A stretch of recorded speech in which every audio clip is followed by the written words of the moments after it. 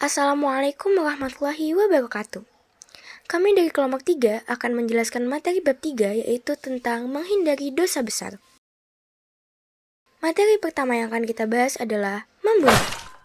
Membunuh adalah perbuatan keji manusia yang mengakibatkan hilangnya nyawa manusia atau suatu makhluk, yang dilakukan dengan sengaja maupun tidak sengaja, dan bagi pelakunya dikenai sanksi hukuman secara agama maupun hukum takzir. Pembunuhan biasanya dilatar belakangi oleh bermacam-macam motif, misalnya politik, kecemburuan, dendam, membela diri, dan sebagainya. Pembunuhan dapat dilakukan dengan berbagai cara. Yang paling umum adalah dengan menggunakan senjata api atau senjata tajam. Pembunuhan dapat juga dilakukan dengan menggunakan bahan peledak seperti bom.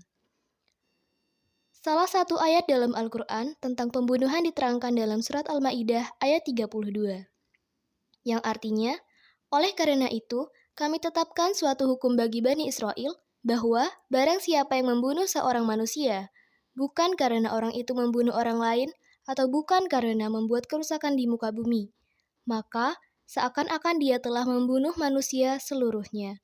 Dan barang siapa yang memelihara kehidupan seorang manusia, maka seolah-olah dia telah memelihara kehidupan manusia semuanya. Dan sesungguhnya telah datang kepada mereka rasul-rasul kami dengan membawa keterangan-keterangan yang jelas. Kemudian, banyak di antara mereka sesudah itu sungguh-sungguh melampaui batas dalam membuat kerusakan di muka bumi. Dalam ayat ini, Allah menjelaskan bahwa barang siapa yang membunuh seseorang, maka seolah-olah ia telah membunuh seluruh manusia. Dan barang siapa yang menjaganya, maka seolah-olah dia telah menjaga kehidupan seluruh manusia. Al-Imam Ibnu Qayyim Al-Jauziyah menjelaskan bahwa Allah Subhanahu wa Ta'ala menyebutkan dia seolah-olah membunuh seluruh manusia disebabkan karena 3 alasan. Pertama, dia telah durhaka kepada Allah dan durhaka kepada Rasul-Nya, yaitu dia telah menyelisihi perintah Allah dan Rasul-Nya. Yang kedua, dia telah berada pada posisi yang layak untuk dihukum kisos, yaitu mati. Ketiga, dia telah lancang dalam hal menumpahkan darah yang diharamkan. Ini sebagaimana dinukilkan dalam kitab Ad-Da'wah, Ad-Dawa. Macam-macam pembunuhan dibagi menjadi 2 macam, yaitu pembunuhan secara hak dan pembunuhan secara tidak hak.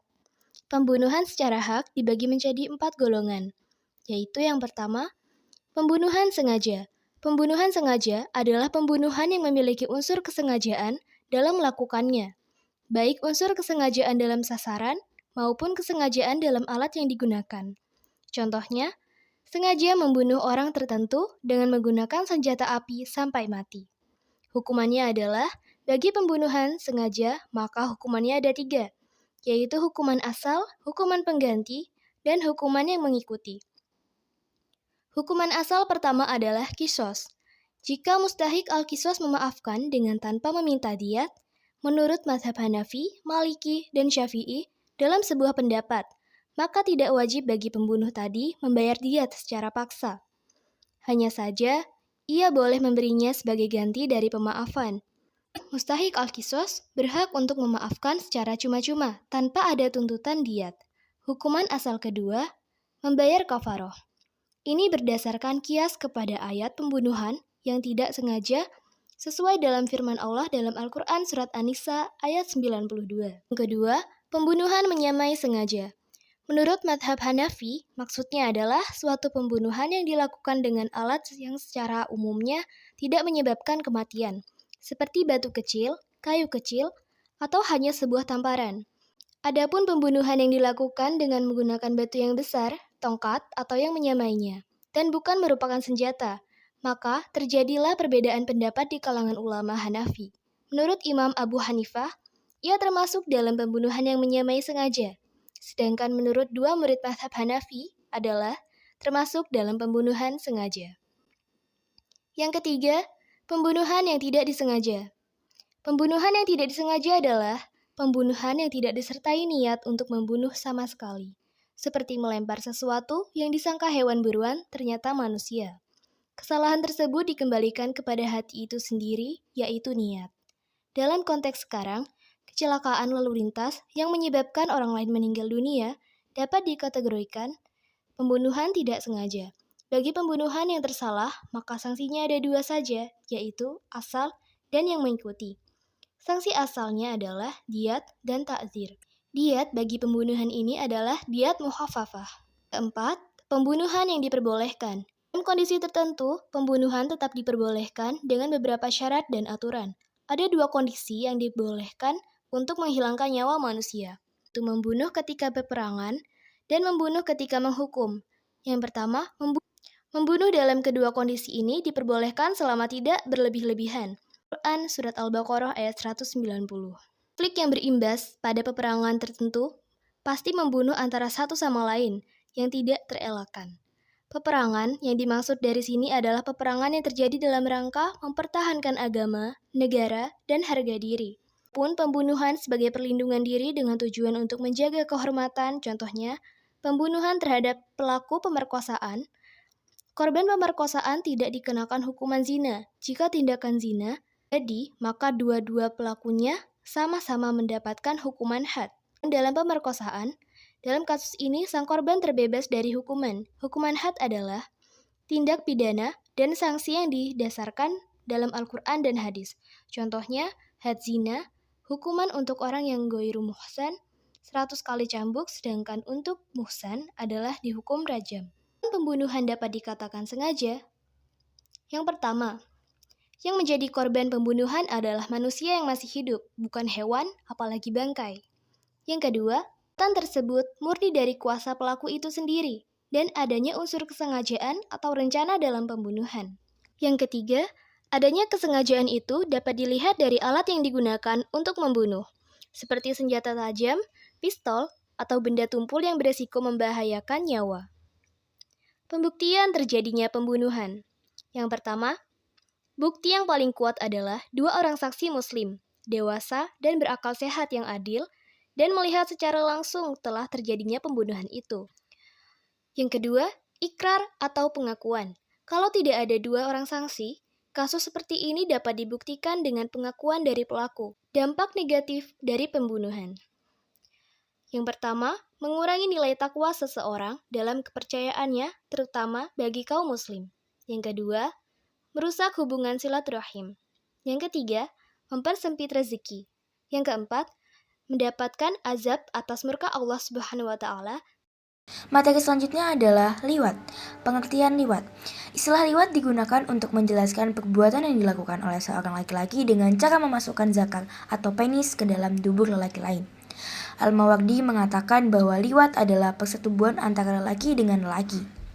Istilah yang paling mendekati dengan pengertian liwat dalam bahasa Inggris adalah homosexuality atau sodomi. Dan dalam bahasa Indonesia, liwat bisa diterjemahkan homoseksual. Liwat sendiri adalah suatu penamaan yang dinisabatkan kepada kaum Nabi Lut karena yang pertama kali melakukan perbuatan ini adalah umatnya Nabi Lut. Kata liwat sendiri bukan berasal dari kata asli bahasa Arab. Kata liwat berasal dari kata lut yang termasuk kata ajam.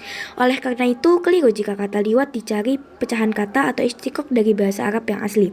Asy-Syaukani mengkritik pendapat yang ingin menjelaskan liwat adalah mustaq, karena kata ini adalah kata ajam yang tidak mungkin ada istiqaq.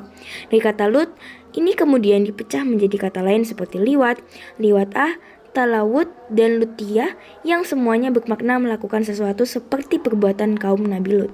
Yang selanjutnya adalah dasar keharaman liwat. Allah menyebut perilaku liwat sebagaimana dijelaskan dalam Quran Surat Al-A'raf ayat 80 dengan sebutan fahishi atau keji atau jijik.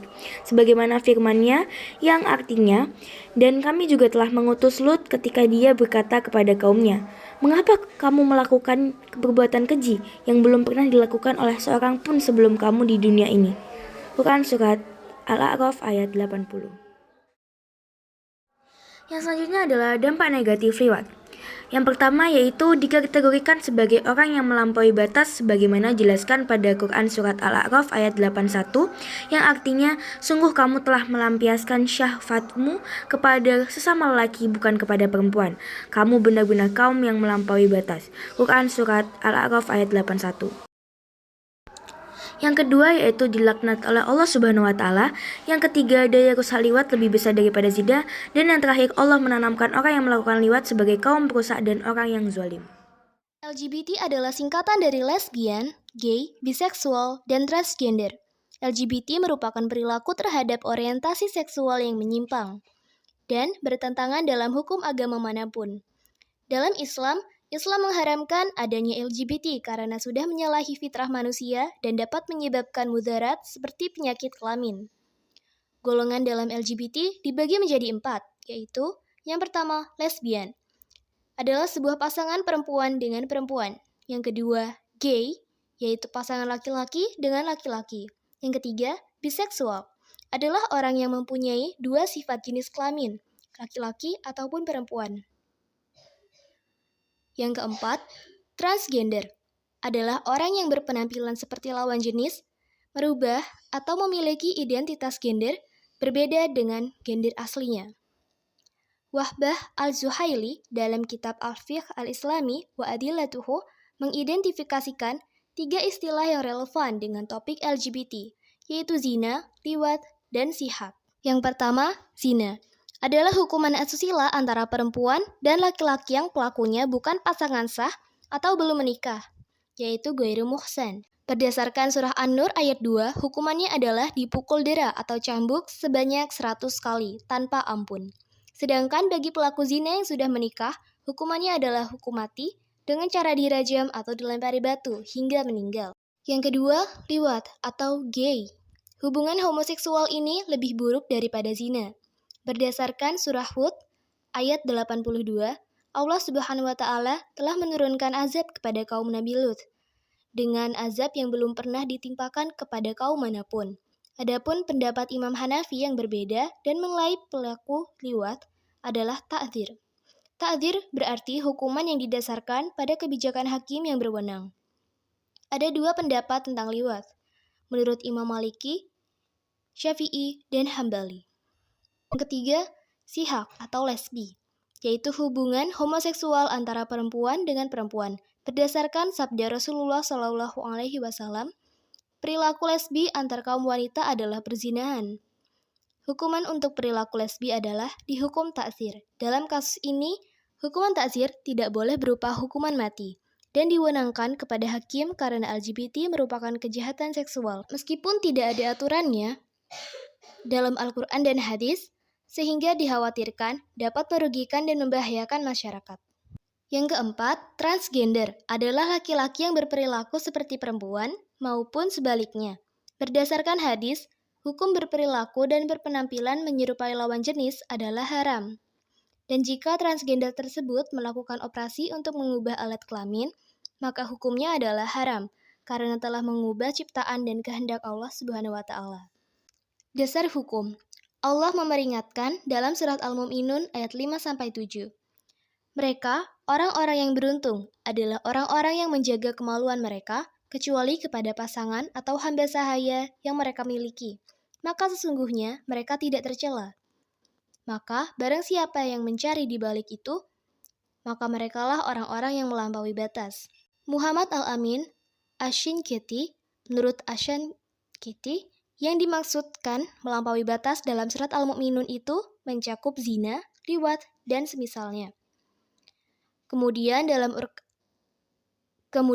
Al-Quran surat An-Nisa ayat 119, Allah menyebutkan dan mengingatkan tentang sumpah iblis yang akan membisikkan ke hati manusia supaya merubah fitrah manusia. Dampak negatif dari LGBT.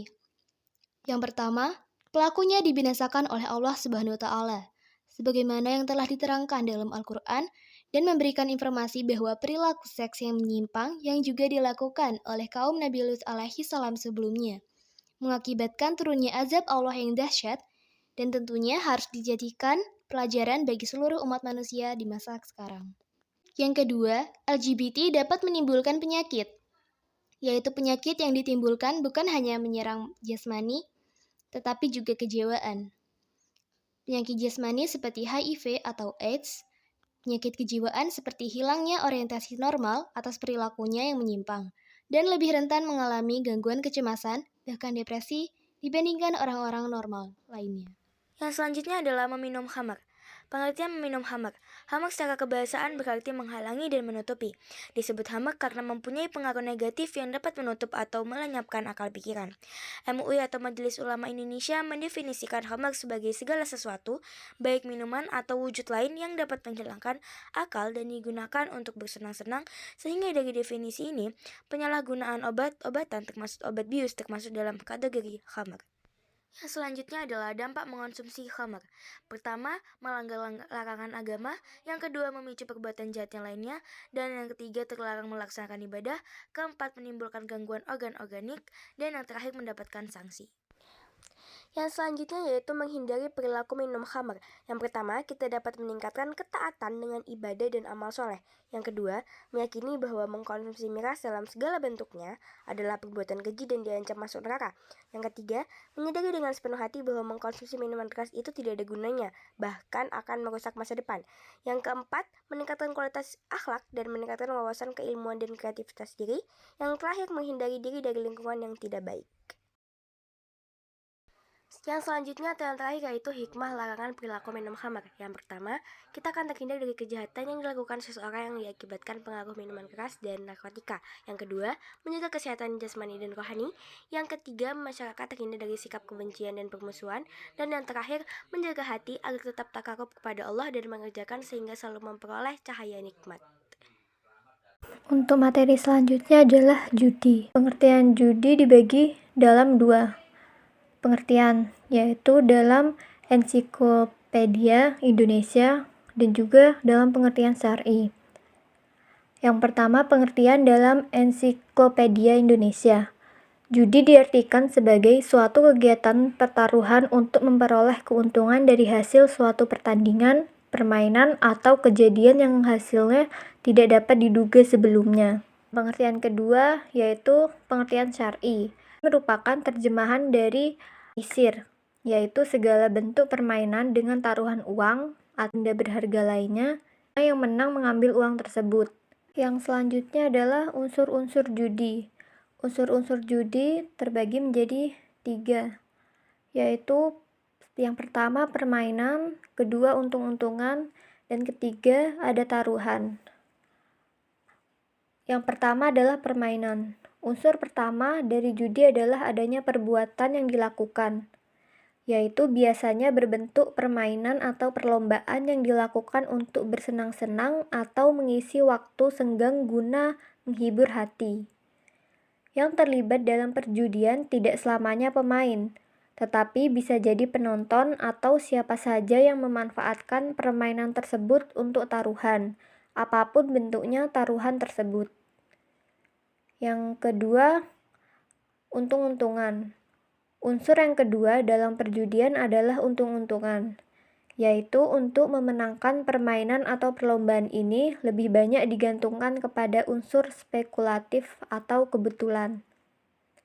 Begitu juga orang yang tidak terlibat dalam permainan tersebut melakukan tindakan spekulasi atau untung-untungan untuk menebak pemenang dari permainan atau perlombaan tersebut. Yang ketiga adalah taruhan. Taruhan merupakan unsur penting dalam perjudian. Para pihak yang terlibat dalam perjudian tersebut melakukan taruhan untuk menebak pemenang dalam permainan atau perlombaan yang dijadikan taruhan. Yang ketiga, dampak negatif perilaku judi. Ada beberapa dampak negatif dalam perilaku judi. Yang pertama, judi adalah perbuatan rich, yang berarti kotoran manusia, bau busuk, dan menjijikkan. Yang kedua, judi adalah perbuatan setan. Yang ketiga, merusak ukhuwah, menimbulkan permusuhan dan kebencian. Yang keempat, menghilangkan semangat untuk bekerja dan melupakan zikrullah dan sholat. Yang selanjutnya adalah menghindari perilaku judi. Ada beberapa cara untuk menghindari perilaku judi.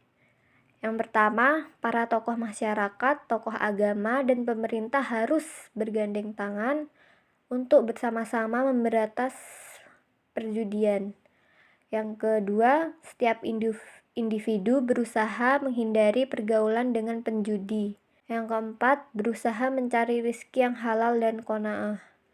Dan yang terakhir, senantiasa berjuang untuk menunaikan kewajiban secara istiqomah, baik terhadap keluarga, lingkungan, dan kepada Allah Subhanahu wa Ta'ala.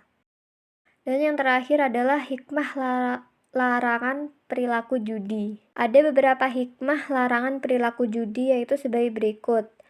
Yang pertama, melindungi kehidupan sosial dari akibat buruk yang ditimbulkan dari perjudian. Yang ketiga, rizki yang diperoleh dengan jalan halal akan mendatangkan keberkahan. Yang keempat, masing-masing individu akan menjadi bersemangat untuk bekerja sesuai dengan kompetensi yang dimilikinya.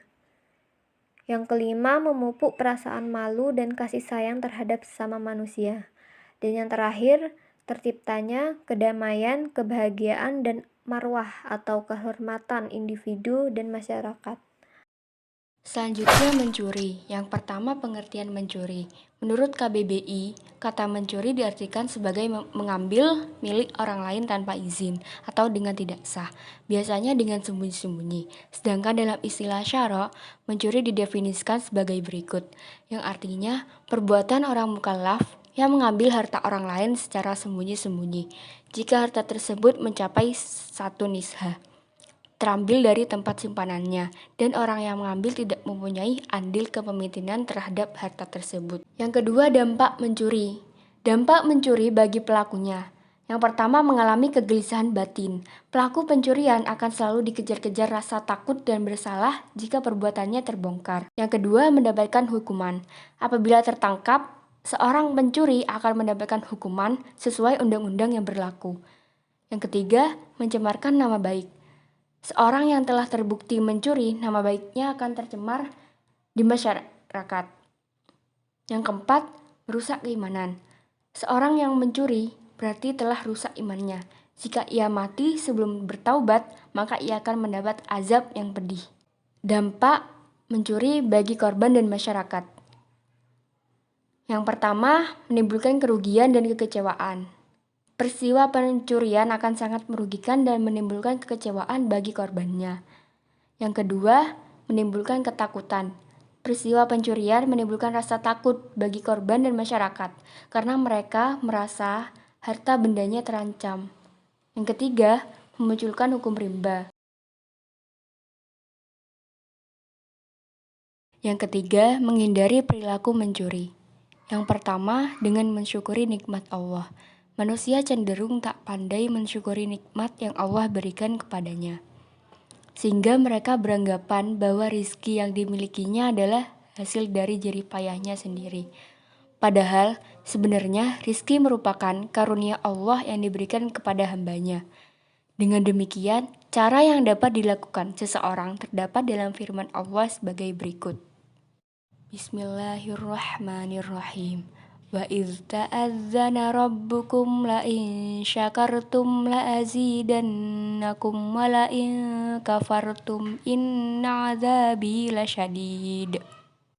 Yang artinya, sesungguhnya jika kamu bersyukur, niscaya aku akan menambah nikmat kepadamu. Tetapi jika kamu mengingkari nikmatku, maka pasti azabku sangat pedih. Quran Surah Ibrahim ayat 7. Yang kedua, menghormati hak milik orang lain. Islam sangat menghormati hak milik yang dimiliki orang lain. Salah satu bentuk penghormatan dinyatakan dalam Al-Quran dengan larangan memakan atau menggunakan hak milik orang lain secara tidak sah. Terdapat dalam firman Allah yang artinya, dan janganlah sebagian kamu memakan harta sebagian yang lain di antara kamu dengan jalan yang batil, dan janganlah kamu membawa urusan harta itu kepada hakim, supaya kamu memakan sebagian daripada harta benda orang lain itu dengan holan berbuat dosa, padahal kamu mengetahuinya. Quran Surah Al-Baqarah ayat 188. Yang ketiga, meningkatkan etos kerja. Salah satu penyebab perilaku mencuri adalah malas bekerja. Ketiga, meningkatkan etos kerja. Salah satu penyebab perilaku mencuri adalah malas bekerja. Pelaku pencurian biasanya ingin mendapatkan harta dengan cara yang mudah, tanpa susah-susah bekerja keras, dan menghalalkan segala cara. Yang keempat, hikmah larangan mencuri. Yang pertama, terjaminnya hak milik. Seseorang akan menjadi tenang karena harta benda yang diperoleh terlindungi dari pencurian. Yang kedua, setiap orang akan termotivasi untuk bekerja keras sehingga terhindar dari perilaku malas. Yang ketiga, terjaminnya tata kehidupan sosial yang damai dan harmonis. Yang keempat, dengan adanya ancaman hukuman bagi pelaku pencurian, maka orang akan hati-hati dan tidak melakukan pencurian lagi. Selanjutnya, durhaka kepada orang tua. 1. Larangan durhaka kepada orang tua. Jasa kedua orang tua terhadap anak sangat besar, bahkan tidak dapat dinilai dengan apapun. Seorang ibu telah mengandung anaknya dalam keadaan lemah dan susah. Dia menyambung nyawa untuk melahirkan anaknya, kemudian memelihara dan menyusui dengan penuh kelelahan dan perjuangan. Demikian juga sang bapak, bekerja tanpa mengenal lelah untuk mencukupi kebutuhan keluarganya. Tidak heran jika keduanya memiliki hak yang harus dipenuhi oleh sang anak. Bahkan, perintah berbakti kepada kedua orang tua tersebut disandingkan dengan perintah untuk beribadah kepada Allah Subhanahu wa Ta'ala. Durhaka kepada kedua orang tua atau uquq al-walidain adalah termasuk dosa besar yang tingkatannya mengiringi dosa syirik. 2. Bentuk perbuatan durhaka kepada orang tua. Yang pertama, mengucapkan perkataan yang menunjukkan tidak suka, seperti atau semacamnya, membentak atau bersuara keras kepada orang tua. Yang kedua, bermuka masam dan cemberut kepada orang tua. Yang ketiga, memandang sinis kepada orang tua. Yang keempat, mencela orang tua, baik secara langsung maupun tidak langsung. Yang kelima, malu menyebut mereka sebagai orang tuanya. Yang keenam, memberatkan orang tua dengan banyak permintaan. Yang ketujuh, bagi laki-laki yang sudah menikah, lebih mementingkan istri daripada orang tua. Yang kedelapan, menelantarkan orang tua ketika masa tua atau saat membutuhkan anaknya. 3. Dampak durhaka kepada orang tua. Yang pertama, dibenci oleh Allah Subhanahu wa Ta'ala. Allah akan ridho terhadap seseorang jika orang tua ridho, dan apabila orang tua murka, maka Allah pun juga akan murka. Apabila ada orang yang durhaka kepada orang tua yang menyebabkan orang tuanya membenci kepadanya, maka Allah juga akan membencinya.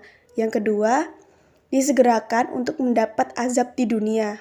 Seorang anak yang durhaka kepada ibunya tidak hanya mendapat dosa, namun Allah juga akan menimpakan azab. Yang ketiga, terhalang masuk surga. Allah mengharamkan seseorang yang durhaka kepada orang tuanya untuk masuk surga. Yang keempat, termasuk golongan orang hina. Orang yang mendapatkan kesempatan untuk merawat orang tua, kemudian justru mengabaikannya, maka sesungguhnya dia telah mendapatkan kehinaan. Meninggalkan sholat. Sholat merupakan salah satu rukun Islam dan merupakan kewajiban terbesar setelah 2 kalimat syahadat. Sholat adalah ibadah yang wajib dilakukan oleh setiap umat muslim dengan syarat, rukun, dan bacaan tertentu. Sholat adalah ibadah yang di dalamnya memuat zikir, tilawah, berdiri menghadap Allah, sujud, doa, tasbih, dan takbir. Berikut adalah dampak bagi seseorang yang meninggalkan sholat, yakni yang pertama menyebabkan kesesatan. Sholat adalah sarana komunikasi kepada Tuhan yang tentunya harus dipergunakan dengan sebaik-baiknya. Bahkan Islam menempatkan sholat sebagai tiang agama, maka ibadah sholat sangatlah penting. Orang yang melaksanakan sholat akan mendapatkan petunjuk dari Allah dan yang meninggalkannya akan mendapatkan kesesatan. Yang kedua, dihukumi sebagai orang yang mendapatkan kecelakaan. Tugas utama manusia adalah untuk beribadah kepada Allah. Sholat adalah ibadah yang paling utama. Orang yang melalaikan sholat berarti telah melalaikan tugas utamanya. Oleh Allah, orang semacam ini disebutnya sebagai orang yang mendapatkan kecelakaan. Yang terakhir, yakni diancam masuk neraka. Ketaatan manusia kepada Allah dibuktikan dengan ketundukannya dalam menjalankan kewajiban-kewajiban yang sudah ditentukan oleh Allah. Di antara kewajiban yang harus dilaksanakan adalah sholat. Al-Quran menjelaskan bahwa ada di antara penghuni neraka yang ditanya Allah dengan pertanyaan mengapa kamu masuk neraka di Sakor. Maka dia menjawab, dulu ketika di dunia dia meninggalkan sholat sampai dengan ajal menjemputnya. Selanjutnya yaitu memakan harta anak yatim. Pertama, larangan memakan harta anak yatim dengan batil. Memakan harta anak yatim dengan batil atau tidak sah sangat dikecam dalam agama Islam dan digolongkan ke dalam dosa besar. Di antara kewajiban wali terhadap anak yatim yang menjadi tanggungannya adalah mengurusnya dan mengurus hartanya dengan sebaik-baiknya. Ketika anak yatim itu telah dewasa dan mampu mengurus hartanya sendiri, hendaklah dia menyerahkan harta tersebut kepada si yatim tadi. Seperti yang sudah Allah firmankan dalam surat Al-Isra ayat 34 yang artinya, dan janganlah kamu mendekati harta anak yatim kecuali dengan cara yang lebih baik atau bermanfaat sampai ia dewasa, dan penuhilah janji. Sesungguhnya janji itu pasti diminta pertanggungjawabannya. Yang kedua, dampak memakan harta anak yatim secara batil. Yang pertama yaitu diancam masuk neraka. Memakan harta anak yatim dengan zalim diibaratkan seperti orang yang mengisi perutnya dengan api, dan di akhirat akan dimasukkan ke dalam neraka yang apinya menyala-nyala. Dan yang kedua yaitu tergolong ke dalam orang-orang yang melakukan dosa besar. Memakan harta anak yatim secara zalim merupakan salah satu perbuatan yang dikategorikan dosa besar, yang ancaman dosanya disamakan dengan dosa syirik, sihir, membunuh, memakan riba, berpaling dari perang yang berkecamuk, dan menuduh zina. Pengertian korupsi. Menurut bahasa Latin, corruption dibentuk dari kata kerja corrumper yang bermakna busuk, rusak, dan 3M, yakni menggoyahkan, memutar balik, dan menyogok. Sedangkan menurut Transparency International, korupsi dapat didefinisikan sebagai perilaku pejabat publik dan pihak lain yang terlibat dalam tindakan secara ilegal dengan penyalahgunaan kepercayaan publik untuk memperkaya diri atau memperkaya mereka yang dekat dengannya. Dalam Kamus Besar Bahasa Indonesia, secara harfiah, korupsi berarti busuk, rusak, suka memakai barang yang dipercayakan kepadanya dan dapat disogok.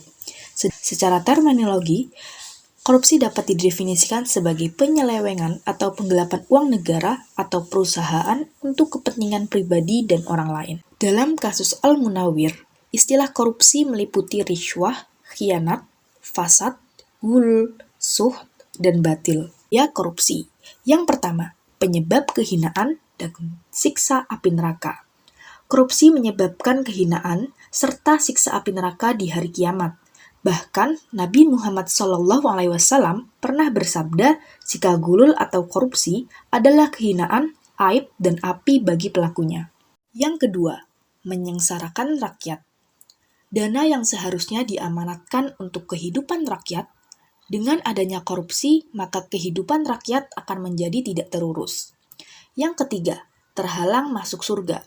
Sesuai dengan sabda Nabi SAW, barang siapa yang berpisah ruh dari jasadnya atau mati dalam keadaan terbebas dari 3 perkara, maka ia dijamin masuk surga, yaitu kesombongan, ghulul atau korupsi, dan hutang. Yang keempat, doanya tidak terkabulkan. Harta dari korupsi adalah haram, sehingga akan menjadi salah satu penyebab tidak terkabulnya doa. Nabi Muhammad SAW bersabda yang mempunyai inti bahwa Allah itu baik dan tidak menerima kecuali yang baik. Dan Allah memerintahkan orang-orang yang beriman dengan apa yang Allah perintahkan kepada Rasul. Allah berfirman, "Wahai para Rasul, makanlah dari yang baik-baik dan kerjakanlah amal soleh. Sesungguhnya aku maha mengetahui apa yang kalian kerjakan." Allah juga berfirman, "Wahai orang-orang yang beriman, makanlah yang baik-baik dari yang kami rezekikan kepadamu." Upaya pemberantasan tindak pidana korupsi. Yang pertama adalah strategi preventif, yang artinya bahwa strategi ini adalah upaya pencegahan agar seseorang tidak terjerumus dalam perilaku korupsi, dengan meningkatkan kesadaran terhadap bahaya korupsi melalui penyuluhan-penyuluhan hukum di lingkungan masyarakat maupun lingkungan pendidikan, meningkatkan keimanan akan adanya hari perhitungan amal yakni yaumul hisab di akhirat kelak. Strategi deduktif.